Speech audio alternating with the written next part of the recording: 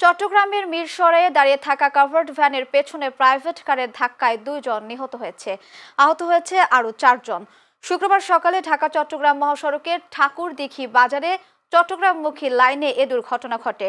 Zorarganj highway থানা police জানায়, সকালে ঢাকা থেকে একটি প্রাইভেট কার চট্টগ্রাম যাওয়ার পথে ঠাকুরদিঘি বাজারে দাঁড়িয়ে থাকা একটি কাভার্ড ভ্যানের পেছনে ধাক্কা দিলে প্রাইভেট কারে থাকা গোলাম সরোয়ার ও তার শিশুকন্যা মুস্কান ঘটনাস্থলেই নিহত হয়। এ ঘটনায় আরও 4 জন আহত হয়। আহতদের উদ্ধার করে উপজেলা স্বাস্থ্য কমপ্লেক্সে নিয়ে গেলে এদের মধ্যে 2 জনের শারীরিক অবস্থা অবনতি হলে উন্নত চিকিৎসার জন্য চট্টগ্রাম মেডিকেল কলেজ হাসপাতালে পাঠানো হয়। জোরারগঞ্জ হাইওয়ে থানার এসআই বোরহান উদ্দিন জানান, দুর্ঘটনা কবলিত গাড়িগুলো উদ্ধার করে থানা হেফাজতে নেওয়া হয়েছে। এ বিষয়ে পরবর্তী আইনি ব্যবস্থা নেওয়া হবে।